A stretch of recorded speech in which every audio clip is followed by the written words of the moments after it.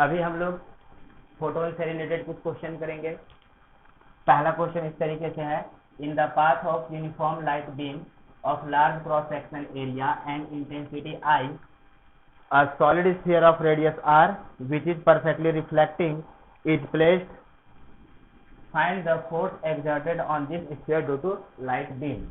इसका मतलब ये हुआ, इसका मतलब ऐसा है कि ऐसे सपोज कीजिए कोई लाइट बीम जा रहा था, लाइट बीम का क्रॉस सेक्शन एरिया बहुत बड़ा है ना, और फिर क्या किया कि इस लाइट बीम के पाथ में ऐसे कोई सॉलिड स्फीयर रख दिया, और ये सॉलिड स्फीयर कैसा है, sphere radius of perfectly reflecting है ना, मतलब कि रिफ्लेक्टिंग सॉलिड स्फीयर है। जैसे कि सपोज कीजिए कि गाड़ी का हेडलाइट आ रहा है और आपने उसके सामने कैसे बॉल रख दिया, ठीक, सेम सिचुएशन है। तो क्या होगा, इस तरीके से लाइट जाएगा, टकराएगा और टकरा करके रिफ्लेक्ट होगा, है ना। इसको जब इस तरीके से हम लोग सामने में कोई बीम आ रहा है, सामने में कोई ऐसे ऑब्जेक्ट रखेंगे तो केवल सामने वाले फेस पे लाइट लगेगा, यानी कि जब ये ऐसे बॉल रख दिया गया है इस बॉल पे कैसे लाइट आएगा, इसके बिल्कुल इतने फेस पे लाइट पड़ेगा, आधे फेस पे, और आधे फेस पे लाइट नहीं पड़ेगा, ये इधर डार्क हो जाएगा और इधर लाइट पड़ेगा, ठीक। तो इसके जो सामने वाले फेस पे लाइट पड़ेगा वहां से लाइट क्या होगा, रिफ्लेक्ट करेगा, रिफ्लेक्ट करेगा तो यानी कि फोटोन की वजह से उस पर क्या लगेगा, फोर्स लगेगा, तो हमें उस फोर्स का वैल्यू बताना है। अभी एक जरा गौर कीजिए, यहाँ पे ये जो ऑब्जेक्ट है ये स्फेरिकल शेप का है, यानी कि बल्कि है, ये ऐसे स्फेरिकल शेप का है, तो लाइट टकराएगा, रिफ्लेक्ट करेगा। लेकिन अभी जो हम लोग को रिफ्लेक्शन में क्या पढ़ा था कि जो एंगल ऑफ इंसिडेंस होगा वही एंगल ऑफ रिफ्लेक्शन होगा, और एंगल ऑफ इंसिडेंस हम लोग कैसे निकालेंगे, सरफेस के साथ नॉर्मल खींचेंगे और उस नॉर्मल के साथ जो एंगल ऑफ इंसिडेंस आएगा वहीं पे लाइट क्या करेगा, रिफ्लेक्ट। मतलब सपोज कीजिए कि हमारे पास ऐसे कोई हॉरिजेंटल एरिया है, हॉरिजेंटल सरफेस है, लाइट ऐसे पड़ गए यहाँ पे, तो हम यहाँ पे ऐसे नॉर्मल खींचेंगे तो इतने एंगल पे इंसिडेंट हुआ है तो इतने एंगल पे रिफ्लेक्ट होगा, वही बात है। तो ये जो बल्कि शेप है स्फीयर का, इस जरा बल्कि शेप पे देखिए कि एक जैसा एंगल ऑफ इंसिडेंस नहीं आएगा, है कि नहीं। अभी जैसे कि सपोज करो कि ये सेंटर है, सेंटर के सामने वाला जो ऐसे लाइट होगा वो टोटली क्या होगा, 180 डिग्री से रिफ्लेक्ट करेगा, जाएगा, टकराएगा और ऐसे टकरा करके सीधा वापस ऐसे रिफ्लेक्ट हो जाएगा। फिर बाकी दूसरे जगह से जो टकराएगा, जैसे कि सपोज कीजिए कि जो यहाँ से टकराएगा, यहाँ से टकराएगा तो हम यहाँ पे ऐसे नॉर्मल खींचेंगे सरफेस पे, तो जो नॉर्मल खींचेंगे वो कहाँ से पास करेगा, सेंटर से पास करेगा, तो ये एंगल ऑफ इंसिडेंस हुआ, ये इस तरीके से रिफ्लेक्ट होगा। उसी तरीके से यहाँ पे जो टकराएगा इस सरफेस पे क्या होगा, यहाँ पे हम लोग नॉर्मल खींचेंगे जो कि सेंटर से पास करेगा, ये एंगल ऑफ इंसिडेंस आएगा और ये इस तरीके से रिफ्लेक्ट करेगा। तो क्या पता चल रहा है कि ये जो रिफ्लेक्ट होगा लाइट इसके सरफेस से, तो अलग अलग पोजीशन पे इसका एंगल ऑफ इंसिडेंस अलग अलग आएगा, यानी कि थीटा अलग बनेगा, और फिर क्या होगा, ये अलग अलग डायरेक्शन में रिफ्लेक्ट करेगा। तो वहां पे हम लोग कैसे सॉल्व करेंगे, अब यहाँ पे हम लोग को इंटीग्रेशन से सॉल्व करना पड़ेगा। जैसा कि मैंने आपको बताया था इससे पहले मैंने आपको बताया था कि अगर सपोज करो कि हमारे पास ऐसे ये कोई एरिया है, सपोज करो कि एरिया ए है, इस एरिया ए पे ऐसे लाइट बीम आ रहा है ना, मान लो कि लाइट बीम आया और लाइट बीम रिफ्लेक्ट किया, ऐसे सपोज करो कि थीटा एंगल पे लाइट बीम आया और ऐसे थीटा पे रिफ्लेक्ट किया, तो इस सरफेस से कितना फोर्स लग जाता था, F इज इक्वल टू बताइए 2IA/c cos स्क्वायर थीटा, हम लोग कितना फोर्स निकालते थे,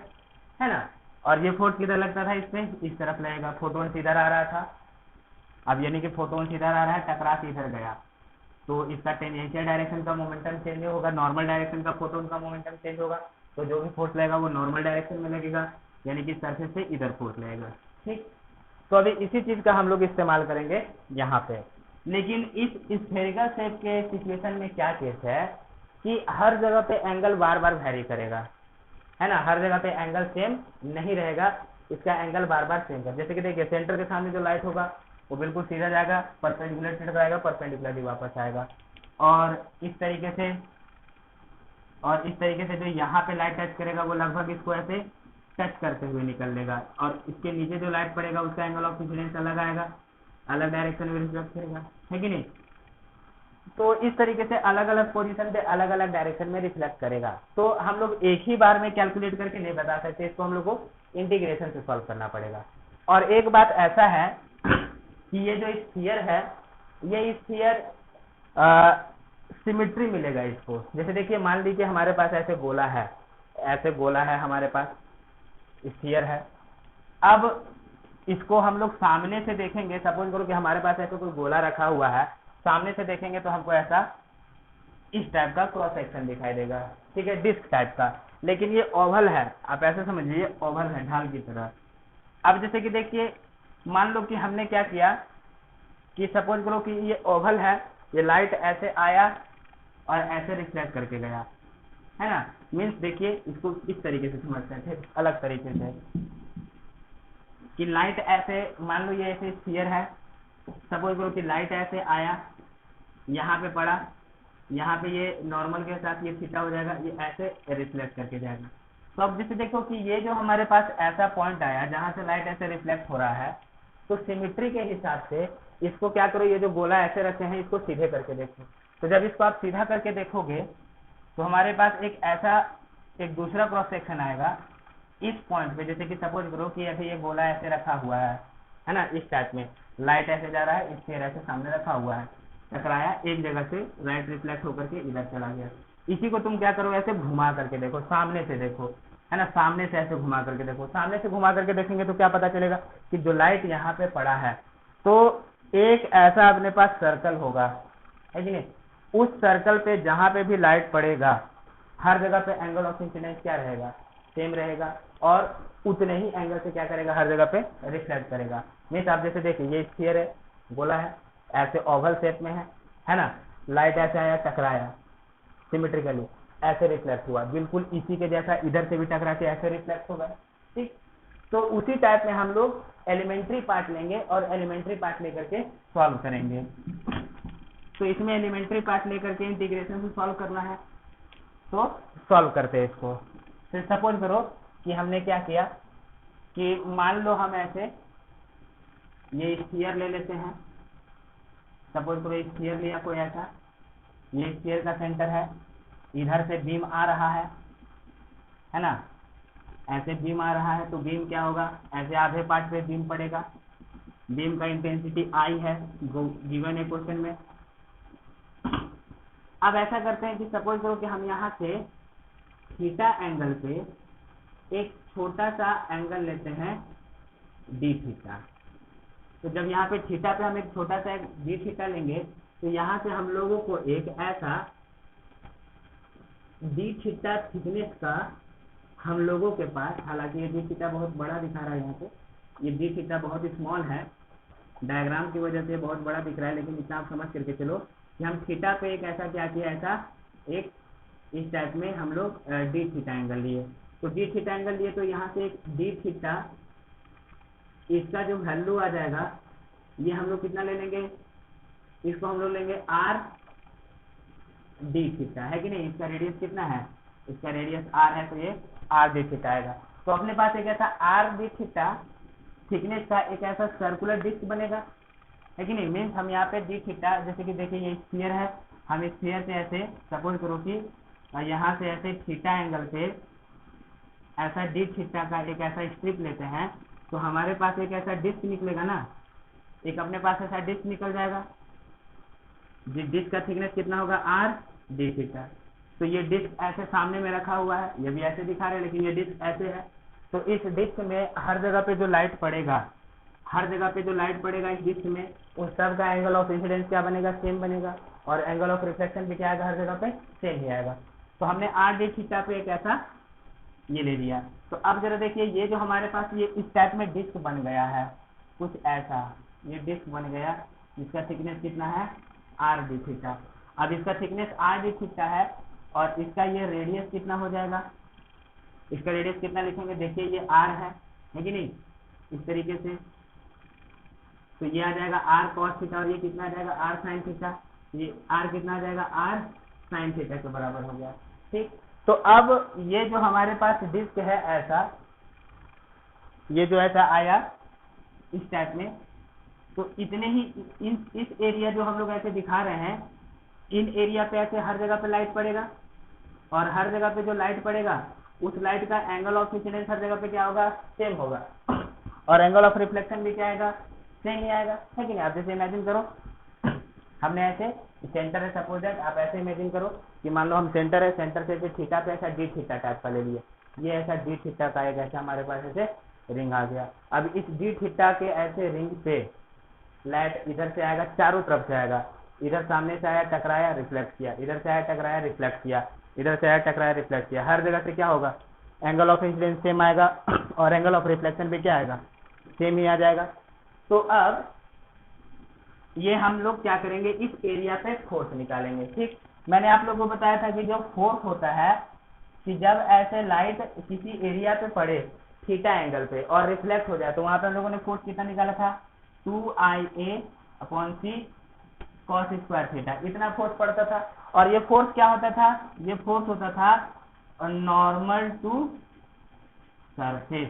और इस फोर्स का वैल्यू नॉर्मल टू सरफेस आता था। तो अभी हम लोग ऐसे देखते हैं कि सपोज करो कि इधर से जो बीम आ रहा है वो बीम इस रिंग पे ऐसे हर तरफ से पड़ेगा, तो हम एक यहाँ पे दिखाते हैं, एक यहाँ पे दिखाते हैं, ऐसे बीम पड़ गया, बीम ऐसे यहाँ पे टकराएगा, तो यहाँ पे एंगल ऑफ इंसिडेंस निकालना है, तो हम यहाँ पे ऐसे एक नॉर्मल खींचेंगे तो वो सेंटर से पास करेगा, है ना। ये देखिए ये एंगल थीटा है, ये एंगल भी थीटा होगा, ये एंगल भी थीटा होगा,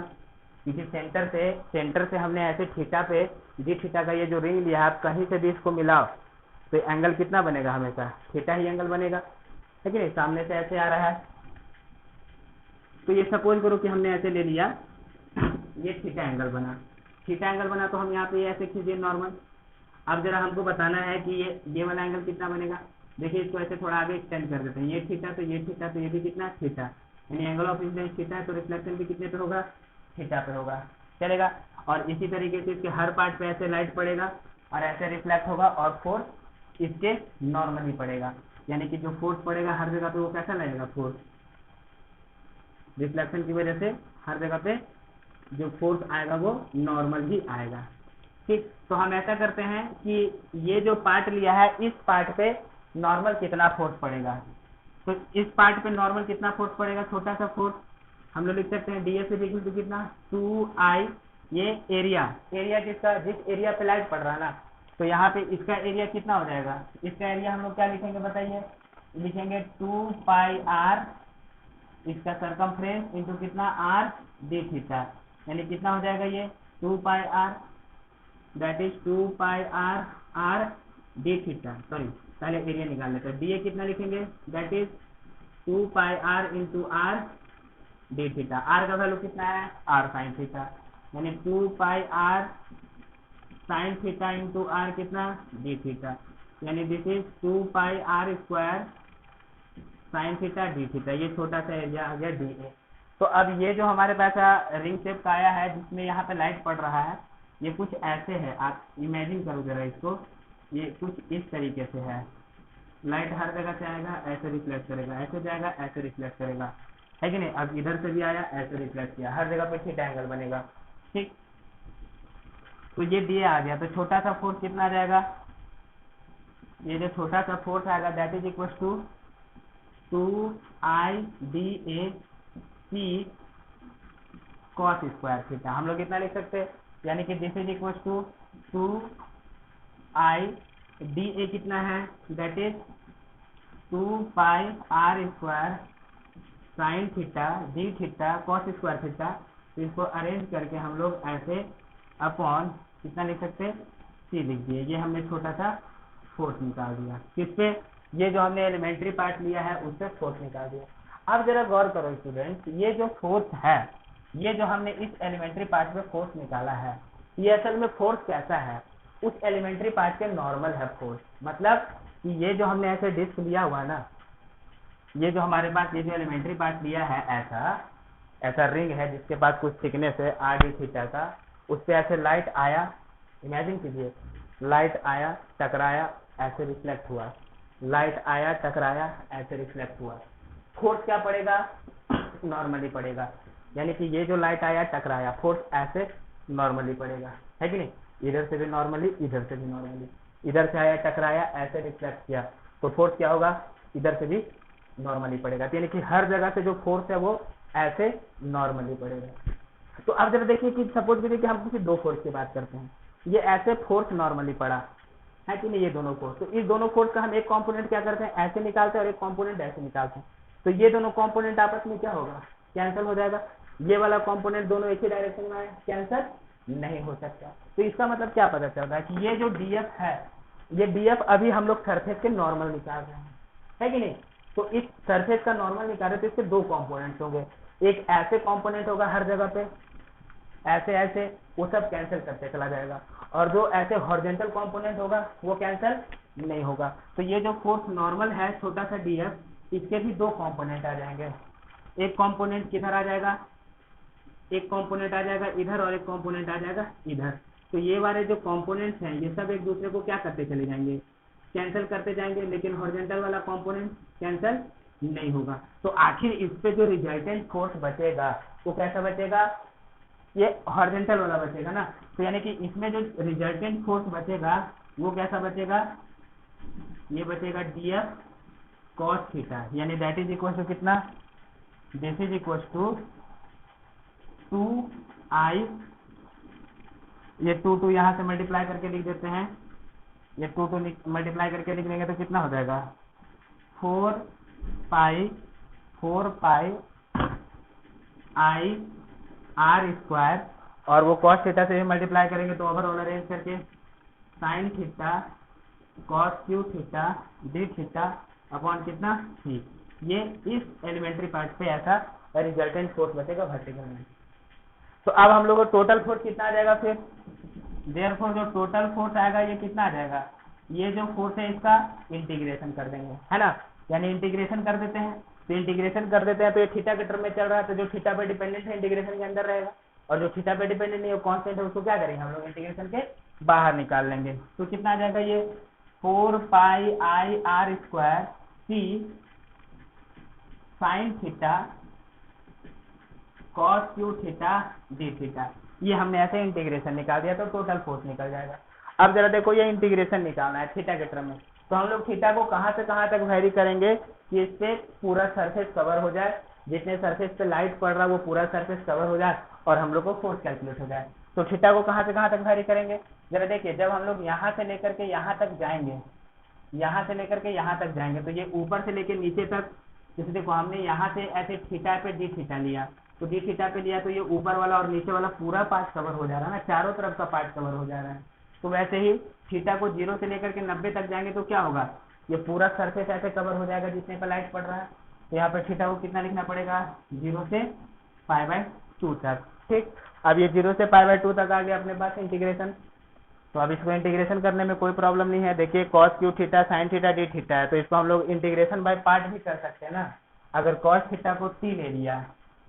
तो अगर हम लोग कॉस थीटा को t ले लेंगे तो साइन थीटा dt में चला जाएगा। ठीक है, इसको सॉल्व कर लेते हैं इस इंटीग्रेशन को। तो यहाँ से अगर हम लोग कॉस थीटा को t ले लेंगे तो minus sine theta D theta किस में चल जाएगा, dt में चल जाएगा, है ना, यानी कि that is sine theta D theta कितना आ जाएगा, ये माइनस dt आ जाएगा। अब लिमिट पुट करते हैं, जब थीटा 0 है तो t कितना होगा 1, जब थीटा 0 है तो t कितना हो जाएगा 1, cos 0 1, और जब थीटा π/2 है तो t कितना हो जाएगा बताइए, cos π/2 कितना होता है 0, यानी कि ये कैसा बन जाएगा फोर्स का value, resultant F is equal to 4 pi I R square by C integration कहाँ से कहाँ तक, थीटा 0 से है तो π/2, यानी कि थीटा 0 है तो t 1 है ना, 1 से लेकर के 0 तक। cos थीटा को हमने क्या लिया है, t लिया है ना, यानी कि this is t cube minus कितना dt, ये आ गया ऐसा। अब इसको हम लोग सिंप्लीफाई कर लेते हैं, जब इसको सिंप्लीफाई करेंगे तो कितना आएगा, इधर से आ जाएगा 4 pi I R square C, okay, इसका t का पावर 4 माइनस बाहर निकाल लेते हैं, ये वाला माइनस बाहर निकलेगा, ये t का पावर 4/4 कहाँ से कहाँ तक, 1 से 0 तक। तो इसका वैल्यू हम लोग सॉल्व करेंगे तो कितना आ जाएगा, ये आ जाएगा -1/4, और माइनस माइनस क्या हो जाएगा प्लस, यानी ओवरऑल ये कितना बचेगा, ओवरऑल ये बचेगा 4 pi I R square C into 1/4 है ना, सी यानी कि दिस इज इक्वल टू कितना आ जाएगा force I by C into pi R square, यानी कि इतना फोर्स पड़ा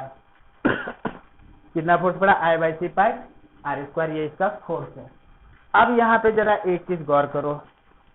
ये हमारे पास I by C pi R square, मतलब कि हमने क्या किया कि एलिमेंट्री पार्ट लिया, एलिमेंट्री पार्ट पे फोर्स लिया, फिर उस फोर्स का कंपोनेंट लिया और कंपोनेंट लेकर के इंटीग्रेट किया, तो अपने पास I by C pi R square आ गया, है ना। अब जैसे कि सपोज कीजिए कि मान लो कि ये स्फीयर नहीं होता, यहाँ पे सपोज करो कि हम लोग एक ऐसे डिस्क ले लेते, मान लो कि हम एक ऐसा डिस्क ले लेते जिसका रेडियस कितना रहता, सपोज करो कि आर रेडियस है, और इस डिस्क को जब बीम के सामने रख देते, है ना, तो जब बीम के सामने ऐसे रख देते तो बीम नॉर्मली पड़ता नहीं, इस पे नॉर्मली पड़ता और रिफ्लेक्ट हो जाता, तो बीम का इंटेंसिटी आई है, ये इस पे लाइट पड़ रहा है, नॉर्मली रिफ्लेक्ट हो रहा है, तो इस पे कितना फोर्स आ जाता, ये आ जाता, रिफ्लेक्ट हो रहा है ना, दिस इज कितना आ जाएगा, इसको सॉल्व करेंगे तो हम लोग रिफ्लेक्शन में मैंने बताया था ना 2IA, जब इसको हम लोग सॉल्व करेंगे तो कितना आ जाएगा value, that is 2IA by C, that is 2IA by C, यानी कि डिस्क पे हम लोग को रिफ्लेक्ट होता है परफेक्टली, तो इस तरीके से फोर्स आएगा, चलेगा। तो वही चीज है, उसी के जैसा है, ये मिलता जुलता, मतलब कि देखिए हमने क्या किया कि एक ऐसा एलिमेंट्री पार्ट लिया, एलिमेंट्री पार्ट में फोर्स लिए, इसको ऐसे निकाले तो अपने पास कितना वैल्यू आ गया, I by C pi R square, इसको एलिमेंट। अगर डिस्क रख देते तो सामने में कितना आ जाता, अगर वो डिस्क परफेक्टली रिफ्लेक्टिंग होता तो ये इतना फोर्स आ जाता, अगर एब्जॉर्ब कर लेता तो कितना फोर्स आ जाता, ये आ जाता आई ए बाई सी, यानी this is I into pi R square by C, यानी कि यही आ रहा है। तो यहाँ से हमें क्या पता चल रहा है, यहाँ से हम लोग को इतना पता चल रहा है कि अगर हम ये जो अपने पास स्फीयर है ना, ये जो अपने पास बल्कि स्फीयर है, इस सरफेस का अगर हम लोग ऐसे कंपोनेंट ले लेते, प्रोजेक्शन ले लेते कि भाई ये सरफेस है, जैसे कि सपोज दैट कि आपके पास ऐसा स्फीयर है, स्फीयर का surface area 4 pi R square होता है, तो आधे का कितना हो जाएगा, 2 पाई आर स्क्वायर हो जाएगा। तो सपोज करो कि मान लो कि तुमको ऐसे स्फीयर रख दिए हम यहाँ पे आर रेडियस का, और इधर से लाइट जाएगा, तो इस पे जो प्रोजेक्शन बनेगा वो डिस्क टाइप का प्रोजेक्शन बनेगा ना, तो उस डिस्क का रेडियस कितना होगा, आर रेडियस ही होगा, जितना इस बॉल का रेडियस है या स्फीयर का रेडियस है, तो इसका आर हो जाएगा, इसका एरिया कितना आ जाएगा, पाई आर स्क्वायर आ जाएगा, ठीक है। तो उसी के जैसा है कि ये स्फीयर था, सिमेट्रिकल बॉडी था, लाइट आया रिफ्लेक्ट होकर के चारों तरफ गया, तो हम पूरा का निकाले तो कितना आ गया, पूरे का निकाले तो I by C pi R square आ गया। तो इसको जस्ट हम लोग ऐसे भी मान सकते थे, कि ऐसा करेंगे कि सामने वाले फेस का प्रोजेक्शन ले लो, कैसा प्रोजेक्शन ले लो, बीम के परपेंडिकुलर में जो एरिया आएगा उसका प्रोजेक्शन ले लो, और वो प्रोजेक्शन लेने के बाद क्या करो, सीधा उस प्रोजेक्शन वाले एरिया पे फोर्स निकाल दो, तो जो अपना वैल्यू आ जाएगा वो क्या आएगा, सेम ही आ जाएगा, ऐसे इंटीग्रेशन करने की जरूरत भी नहीं है। तो यहाँ से भी हम लोग इस चीज को ऐसे समझ सकते हैं।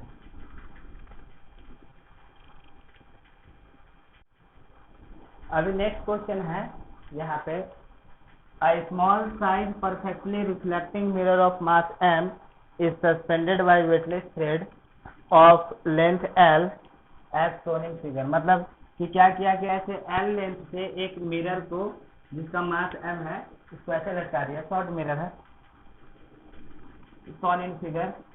find the angle through which the thread will deflect when a short laser with energy a is short। कह रहा है कि इधर से कोई लेजर लाइट आया है, यानी कि कोई फोटोन आया है जिसके पास एनर्जी है, वो इसके साथ टकरा गया, और वो जब एनर्जी जो फोटोन है जिसके पास एनर्जी है वो इसके साथ जब टकराएगा तो कुछ ना कुछ तो फोर्स वगैरह लगा देगा, है ना, तो फोर्स लगा देगा तो ये ऐसे डिफ्लेक्ट हो सकता है। तो ये कहता है कि find the angle through which the thread will be deflected when a short laser with energy E is short in horizontal direction at right angle to the mirror, यानी कि जब ऐसे टकराएगा ये फोटोन जो कि लेजर का फोटोन है, तो ये मैक्सिमम कितने एंगल तक जाएगा। अब जरा देखिए यहाँ पे एक दिया हुआ अपने पास डाटा, परफेक्टली रिफ्लेक्टिंग मिरर है ना, तो यानी कि परफेक्टली रिफ्लेक्टिंग मिरर है तो मतलब कि लाइट ऐसे आएगा, टकराएगा, टकरा के फिर ये वापस ऐसे चल लेगा। परफेक्टली रिफ्लेक्टिंग है तो परफेक्टली रिफ्लेक्टिंग है तो जितने एनर्जी से आया है उतने ही एनर्जी से क्या होगा, वापस रिफ्लेक्ट होके चला जाएगा फोटोन, कोई एनर्जी वगैरह चेंज होगा नहीं। ठीक, तो अभी यहाँ पे हम लोग इसको कैसे सॉल्व करेंगे, आप जरा देख लीजिए कि सपोज दैट ये जो हमारे पास फोटोन है, फोटोन का मोमेंटम क्या होता है,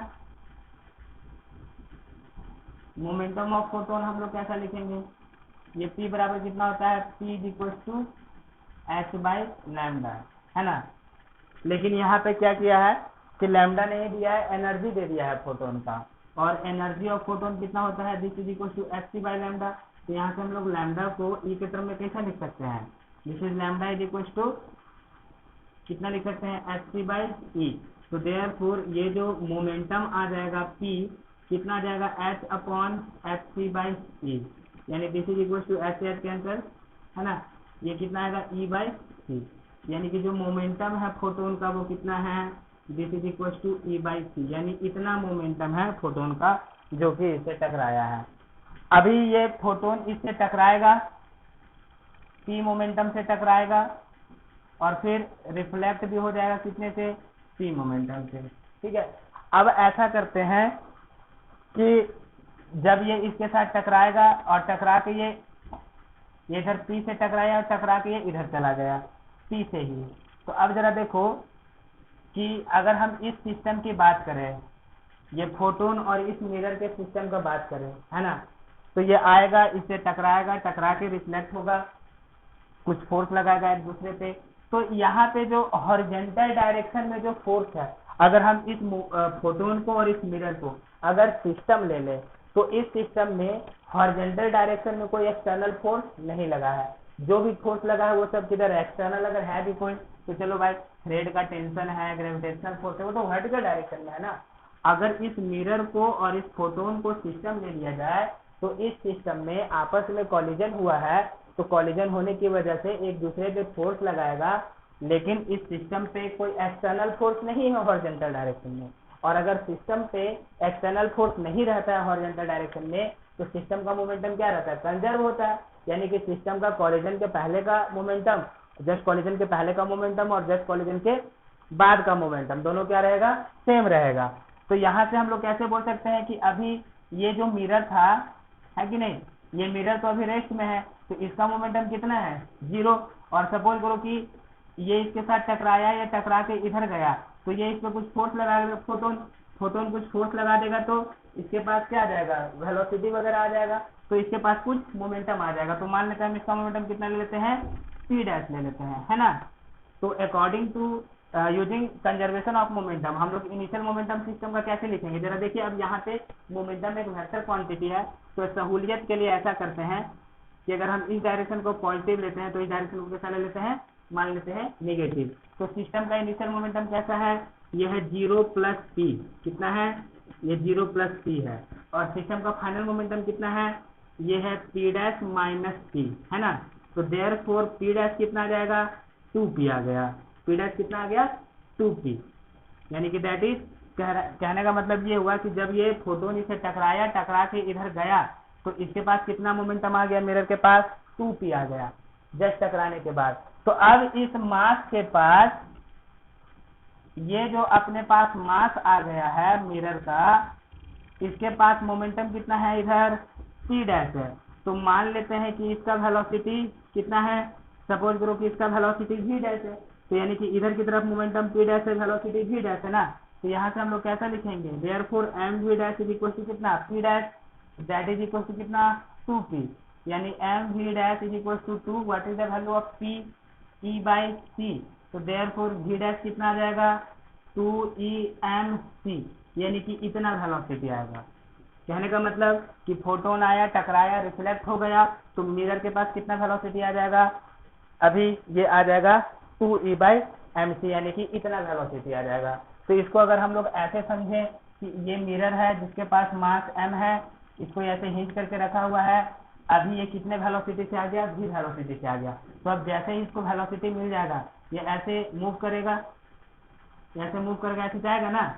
और जाने के बाद कहीं पे क्या होगा, ये रुक जाएगा। तो अब यहाँ पे वापस हम लोग कंजर्वेशन ऑफ एनर्जी लेकर के चलेंगे। जब ये इसके पास यहाँ पे वीडा से ये ऐसे ऊपर जाएगा, कहीं पे जाकर के रुक गया, तो इसका यहाँ पे काइनेटिक एनर्जी 0 हो गया ना। कितना हो गया, काइनेटिक एनर्जी 0। तो ये जब यहाँ पे चला गया तो कितना ऊपर चला गया, मान लो ये थीटा एंगल है तो ये इतना ऊपर चला गया। इतना ऊपर चला गया तो इसका कितने से पोटेंशियल एनर्जी बढ़ गया, mz से बढ़ गया। तो ये पोटेंशियल एनर्जी कहाँ से आया, इसमें जो यहाँ तक जाने में काइनेटिक एनर्जी लूज किया है वही एनर्जी किसमें कन्वर्ट हो गया है, पोटेंशियल एनर्जी में कन्वर्ट हो गया। तो देयरफॉर अब हम लोग कैसे लिखेंगे, mgh इज इक्वल टू कितना से काइनेटिक एनर्जी लूज हो गया, this is half m g dash square, यानी कि दैट इज h बराबर कितना आएगा, यहाँ से h कितना आ गया, half g dash square upon g। Value put कर लीजिए जो भी दिया हुआ है, v डैश स्क्वायर का वैल्यू कितना आ जाएगा, this is equal to half v dash square का value 4e square m square c square और ये g ये वाला, यानी कि ये h आ गया। अब हम लोग ये h कैसा लिखेंगे, देखिए ये जो हमारे पास h है, हम लोग ये h कैसे लिखेंगे, इसका लेंथ l है, तो इसका लेंथ l है तो ये कितना आ जाएगा, ये आ जाएगा l cos थीटा। और यहाँ से यहाँ तक भी ये l था, यहाँ से लेकर के यहाँ तक भी इसका वैल्यू कितना है, l है ना। तो ये h कितना आएगा, इस l में से हम इस l cos थीटा को माइनस कर देंगे, यानी कि that is l minus l कितना, cos theta. This is equal to h and this is equal to कितना, 2e square m square c square g। ये हमारे पास ऐसा आ गया। अब क्या करो, इसको क्या करेंगे हम लोग, यहाँ पे ऐसे ही रख लेते हैं, cos थीटा को एक तरफ कर देंगे और बाकी सबको एक तरफ कर देंगे, और वहां से हम लोग वैल्यू पुट करके क्या करेंगे, थीटा का वैल्यू निकाल सकते हैं। तो जब इसको सिंप्लीफाई कीजिएगा तो यहाँ से cos थीटा को अलग कर लो, तो थीटा फिर बाद में हम लोग क्या लिख देंगे, cos इनवर्स में लिख देंगे, और वहां से अपने को रिक्वायर्ड थीटा का वैल्यू मिल जाएगा, जहां तक कि ये मिरर ऐसे एंगल कवर करेगा। ठीक, तो बस यहाँ पे यही अपने को पॉइंट बताना था कि जब ये फोटोन टकराएगा रिफ्लेक्ट होगा, इसका मोमेंटम चेंज होगा, तो ये मोमेंटम चेंज होगा, यानी ये दूसरे पे फोर्स लगाएगा, तो उस मोमेंट पे उसके पास कितना वेलोसिटी आ जाएगा। तो हम लोग वो वेलोसिटी निकाल लिए। अब वेलोसिटी निकालनी है तो अपने पास सिंपल है कि ये पेंडुलम वाला सिचुएशन हो गया है ना, ये पेंडुलम है, इसके पास वेलोसिटी v डैश दिया हुआ है, तो कितने एंगल तक जाएगा, एनर्जी कंजर्वेशन लगा करके बाकी वैल्यू हम लोग कैलकुलेट कर सकते हैं।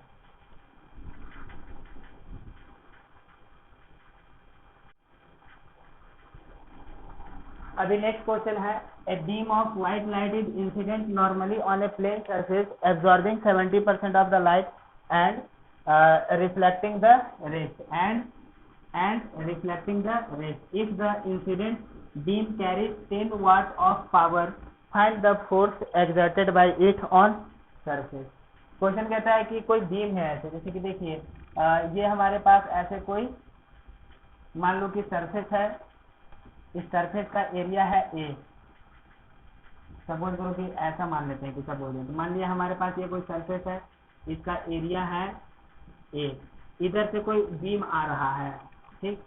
ऐसे लाइट बीम आया और ये सरफेस के कैसे पड़ा, नॉर्मली पड़ रहा है। तो नॉर्मली पड़ रहा है तो इसमें इसका इंटेंसिटी मान लो कि इसका इंटेंसिटी आई है, ये बीम है ना, ठीक, कोई पावर सोर्स होगा, ये ऐसे आया, तो कहता है कि 70% एब्जॉर्ब करता है और 30% रिफ्लेक्ट करता है। मैंने आपको बताया था कि जब ऐसे फोटोन नॉर्मली पड़ेगा और एब्जॉर्ब हो जाएगा तो कितना फोर्स लगेगा, जब एब्जॉर्ब हो जाता था तो फोर्स कितना था, that is F is equal to IA/C absorb के केस में, और जब रिफ्लेक्ट हो जाता था तो फोर्स कितना आता था, ये आता था 2IA/C। ये हम लोग फोर्स कैसे निकाले थे, पहले हमने निकाला था कि एक फोटोन की वजह से कितना फोर्स लगेगा और फिर 1 सेकेंड में कितना फोटोन्स आएगा, उसका कैलकुलेट करके बताया था मैंने प्रीवियस लेक्चर में, तो हमारे पास ये वैल्यू आया। ठीक, अब जरा देखिए, तो यहाँ पे कह रहे हैं कि 70% लाइट एब्जॉर्ब 70% एब्जॉर्ब हो रहा है और 30% क्या हो रहा है, रिफ्लेक्ट हो रहा है। तो यानी कि यहाँ पे टोटल फोर्स कितना आ जाएगा, टोटल फोर्स जो 70% है वो एब्जॉर्ब हो रहा है, यानी कि ये सपोज करो कि 100% का हम लोग के था, 100% में 70% एब्जॉर्ब हो गया, तो एब्जॉर्ब वाले की वजह से कितना फोर्स लगेगा, force due to absorbed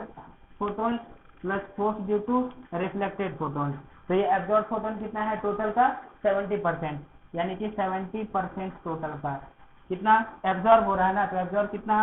IA/C, और रिफ्लेक्टेड कितना है 30% है ना रिफ्लेक्टेड, तो इसको कितना लिखेंगे 30%, कितना 2IA/C। नॉर्मली पढ़ता है तो यही फोर्स होता है, नॉर्मली पढ़ने पे रिफ्लेक्ट हो गया तो इतना फोर्स और ऐसा। तो सपोज करो कि रिफ्लेक्ट कितना हो रहा है 30% हो रहा है ना, तो इसका हम लोग 30% इससे फोर्स निकालेंगे, और एब्जॉर्ब 70% हो रहा है तो इसका केवल 70%। अब यहाँ से आगे कैलकुलेट किया जाए तो जरा देखिए, इधर से ये कैंसिल, इधर से ये कैंसिल, हम लोग यहाँ से क्या कॉमन निकाल सकते हैं, यहाँ से हम लोग IA/C कॉमन निकाल लिए, IA/C कॉमन निकाल लिए, तो ये बच गया 7/10 और ये कितना बच गया 6/10, है कि नहीं, यानी कि this is equal to IA/C into ये 6 और 7 कितना आ गया 13, 13/10 आ गया। ठीक, अब यहाँ पे हम लोग को इंटेंसिटी और एरिया नहीं दिया हुआ है तो हम लोग निकाल देंगे। अभी जरा देखिए कि सपोज करो कि हमारे पास ये कोई पावर सोर्स है, बीम है, इस बीम का ये पावर सोर्स है, इंटेंसिटी पावर सोर्स है, इंटेंसिटी क्या होता है energy per unit area per unit time perpendicular to the surface, intensity होता है energy per unit area per unit time, energy per unit area per unit time perpendicular to the surface, ये intensity होता है। और मैंने आपको बताया था कि बीम में हर जगह पे इंटेंसिटी क्या रहता है सेम रहता है। तो अब सपोज करो ये पावर सोर्स है, पावर सोर्स में ऐसे ये P ऐसे बाहर लाइट निकल रहा है, इसका एरिया A है, तो पावर हम लोग कैसे लिखेंगे, व्हाट इज पावर, पावर कितना होगा एनर्जी, मतलब कि यहाँ से जितना इंटेंसिटी होगा, यहाँ पावर सोर्स के पास जितना इंटेंसिटी होगा उतना ही इंटेंसिटी यहाँ पे भी होगा ना, कोई फर्क तो पड़ता नहीं है। पावर हम लोग कितना लिखते थे, पावर लिखते थे energy per unit time, energy per unit time. तो यहाँ से हम लोग को क्या पता चल रहा है IA बराबर कितना आ रहा है, इन दोनों रिलेशन से हम लोग IA बराबर कितना लिख देंगे, P लिख देंगे ना, IA is equal to E/T and P is equal to E/T, यानी intensity into cross section area. मतलब कि जैसे कि देखिए सपोज करो कि हमारे पास ये टोटल क्रॉस सेक्शन एरिया है, ठीक, इस क्रॉस सेक्शनल इसका एरिया A है, इसके हर जगह पे इंटेंसिटी I है, हर जगह पे इंटेंसिटी I है, इस क्रॉस सेक्शन एरिया के हर जगह पे इंटेंसिटी I है, तो इस एरिया पे टोटल कितना पावर पड़ गया, इस पे पावर पड़ गया IA, यानी कि टोटल पावर इस एरिया के लिए कितना टोटल पावर हो गया, टोटल पावर हो गया I इंटू A, चलेगा। ठीक, तो यहाँ से IA हम लोग कितना लिख देंगे, लिख देंगे P/C 13/10, यहाँ पे P पावर है, पावर का वैल्यू कितना देगा 10 वाट, 10 इंटू 13, P का वैल्यू हम लोग कितना लिख सकते हैं 3 इंटू 10⁸ मीटर पर सेकेंड, और ये 10 सब हमने SI में लिया है, तो फोर्स भी किस में आ जाएगा न्यूटन में आ जाएगा, ये 10 से 10 कैंसिल हो गया, तो यानी कि 13/3 इंटू 10⁻⁸ न्यूटन, ये अपने पास आ जाएगा फोर्स का वैल्यू। तो ऐसे सिचुएशन में आप याद रखना कि क्वेश्चन में कई बार कैसा रहेगा, कुछ पार्ट रिफ्लेक्टेड भी रहेगा और कुछ पार्ट एब्जॉर्ब भी रहेगा, तो रिफ्लेक्टेड वाले की वजह से इतना फोर्स होता है और एब्जॉर्ब की वजह से इतना फोर्स आता है। अगर परसेंटेज में दिया हुआ है कि भाई इतने परसेंट से रिफ्लेक्ट हुआ है, इतना परसेंट एब्जॉर्ब हुआ है, तो उस केस में हम लोग इस मेथड से निकाल लेंगे। यहाँ पे 30% रिफ्लेक्ट हुआ था तो 30% रिफ्लेक्शन वाला फोर्स है ना, और 70% एब्जॉर्ब हुआ था तो 70% एब्जॉर्ब वाला फोर्स, दोनों कैलकुलेट करेंगे तो ये अपने पास क्या आ गया, फाइनल आंसर आ गया। ओके, ठीक।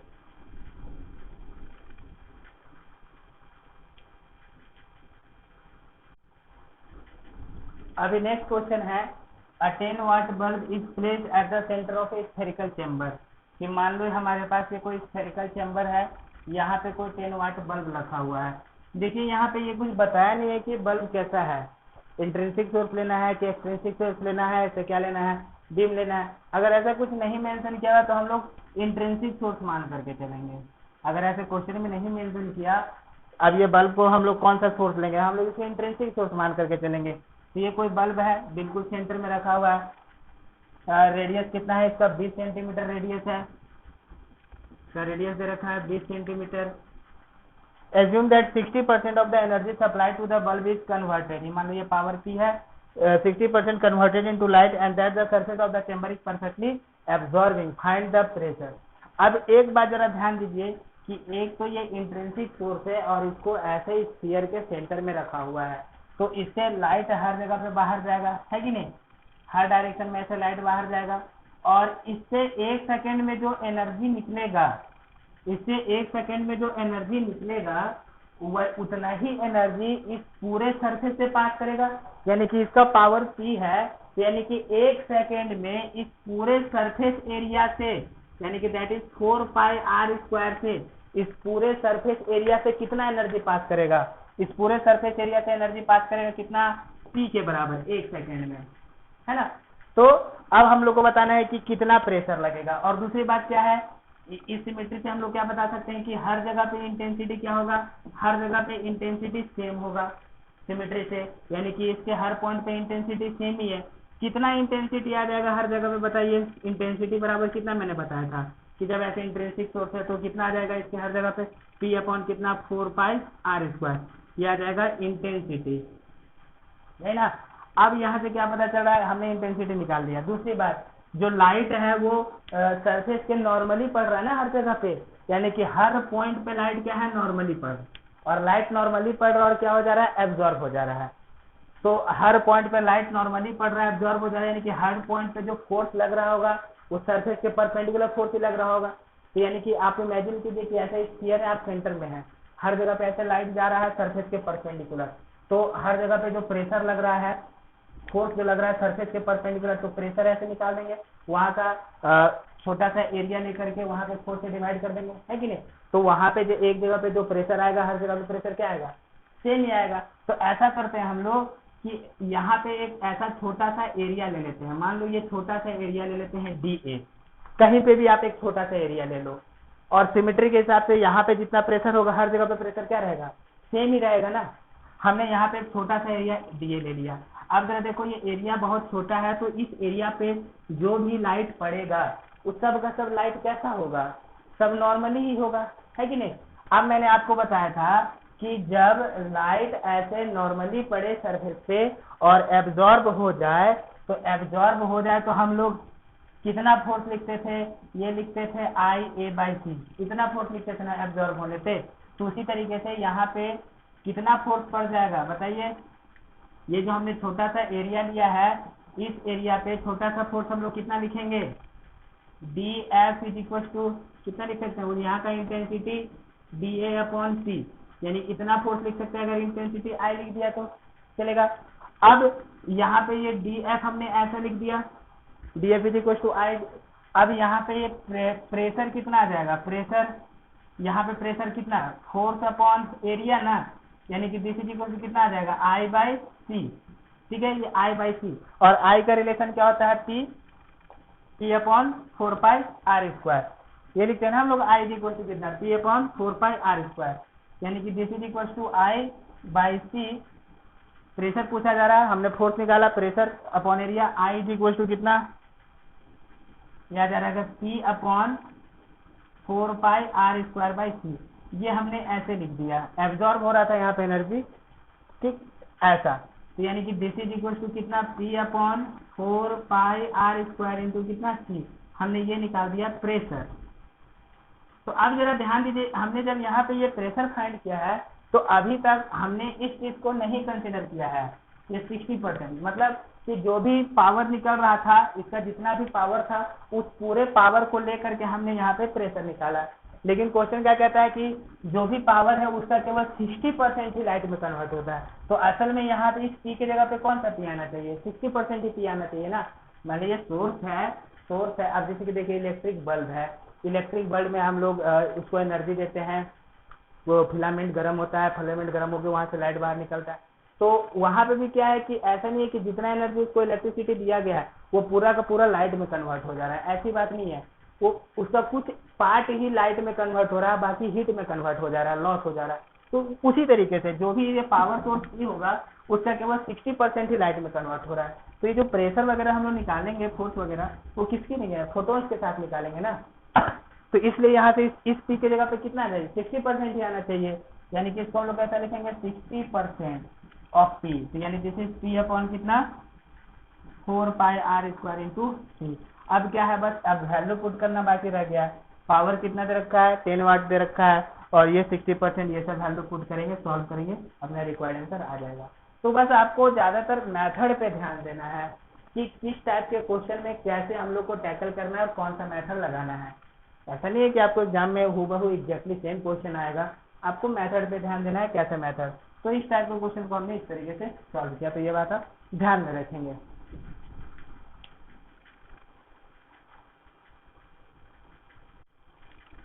अभी नेक्स्ट क्वेश्चन है, अ सेंसर इज एक्सपोज